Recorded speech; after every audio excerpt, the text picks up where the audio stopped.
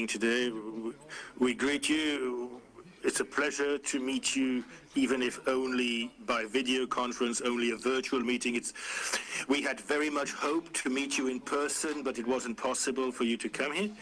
We are going to be talking about the COVID-19 crisis, which is a pandemic of unprecedented nature, a worldwide crisis which has hit health, the economy, and all aspects of human life.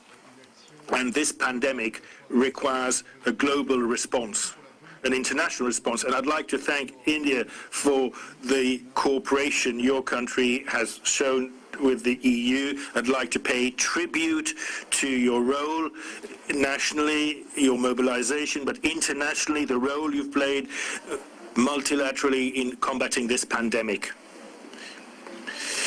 India and the EU are partners in trade, in investment. We are fully convinced that building on what we already do in this partnership, we can, through this meeting, find a way to find means of intensifying our cooperation even further. This in all areas, including trade and the economy. India and the EU are great democracies. We share common values. We also believe that multilateral commitments needs to be boosted and supported to combat global challenges, whether it's stability, security, combating terrorism, and so on. And so, Prime Minister, I also want to I'm not only very happy to see you in this video conference, but also want to take this opportunity to express the wish to really see this partnership with India as a political one covering multiple facets of our relationships, but it's also a stable, structured, essential partnership, a structural partnership. This is how we see it. We also wish to congratulate India for being elected to the UN Security Council for 2021-2022. We are also very happy to welcome you to the leadership of the G20 in 2020, which will actually be the 75th anniversary year of the independence of India. I hope that through this conference we can make even further progress and understand each other even better and strengthen our links even more bilaterally and multilaterally.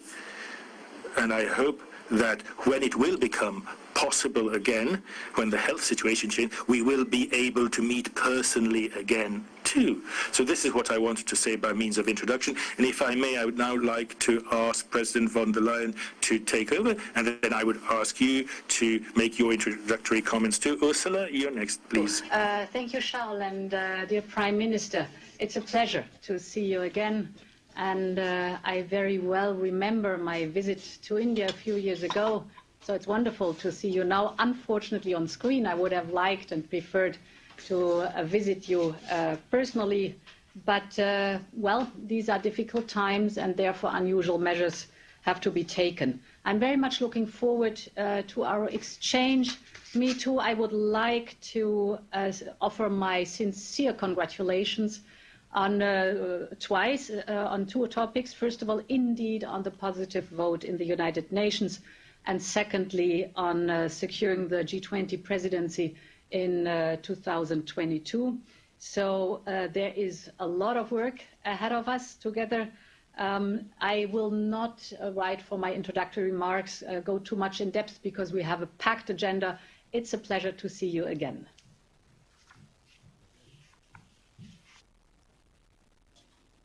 Excellency नमस्कार। कोविड-19 के कारण हमें मार्च में India EU summit स्थगित करनी पड़ी थी। अच्छी बात है कि आज हम वर्चुअल माध्यम से मिल पा रहे हैं। सबसे पहले मैं यूरोपीय कोरोना वायरस के कारण हुई क्षति के लिए संवेदना प्रकट करता हूं। आपके शुरुआती रिमार्क्स के लिए मैं आप दोनों महाशयों का बहुत बहुत धन्यवाद करता हूं।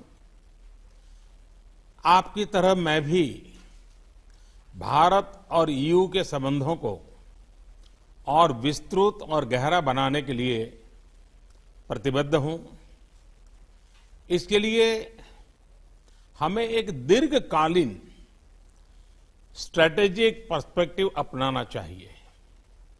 इसके साथ साथ एक एक्शन ओरिएंटेड एजेंडा बनाना चाहिए जिसे निर्धारित समय में कार्यान्वित किया जा सके। भारत और ईयू नेचुरल पार्टनर है। हमारी पार्टनरशिप विश्व में शांति और स्थिरता के लिए भी उपयोगी है। यह वास्तविकता आज की वैश्विक स्थिति में और भी स्पष्ट हो गई है।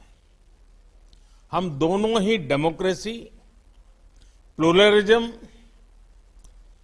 Inclusivity, respect for international institutions, multilateralism, freedom, transparency जैसी यूनिवर्सल वैल्यूज शेयर करते हैं।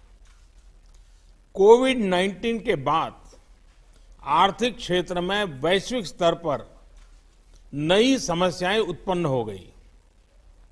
इसके लिए डेमोक्रेटिक राष्ट्रों के बीच अधिक सहयोग की आवश्यकता हम सब महसूस करते हैं। आज हमारे नागरिकों की सेहत और समृद्धि दोनों ही चुनौतियों का सामना कर रहे हैं। रूल्स बेस्ड इंटरनेशनल ऑर्डर पर विभिन्न प्रकार के दबाव है। ऐसे में भारत ईयू पार्टनरशिप आर्थिक पुनर्निर्माण में और एक मानव केंद्रित और मानवता केंद्रित ग्लोबलाइजेशन के निर्माण में महत्वपूर्ण भूमिका निभा सकती है। तत्कालीन चुनौतियों के अलावा क्लाइमेट चेंज जैसे लॉन्ग टर्म चैलेंजेस भी हम दोनों के लिए ही प्राथमिकता है। भारत में रिन्यूएबल एनर्जी के उपयोग को बढ़ाने के हमारे प्रयत्नों में हम यूरोप के इन्वेस्टमेंट और टेक्नोलॉजी का आमंत्रण करते हैं। मैं आशा करता हूं कि इस वर्चुअल समिट के माध्यम से हमारे संबंधों को गति मिलेगी। एक्सेलेंसीज, मैं आपसे बात करने के इस अवसर के लिए पुनः प्रसन्नता व्यक्त करता हूं। अब मैं हमारे अगले एजेंडा आइटम कोविड-19 के खिलाफ हमारे रिस्पांस पर अपने विचार रखूंगा। एक्सेलेंसीज, मेरे विचार से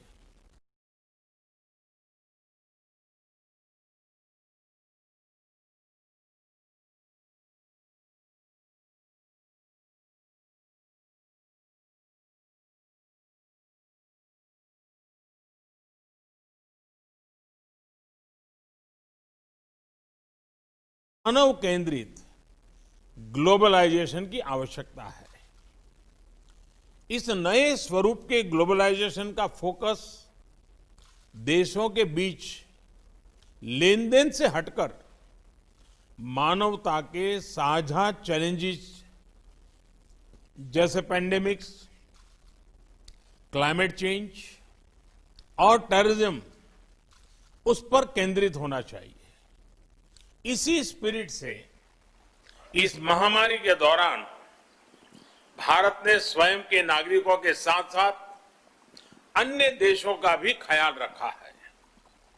अभी तक हमने लगभग 150 देशों को दवाइयां भेजी हैं।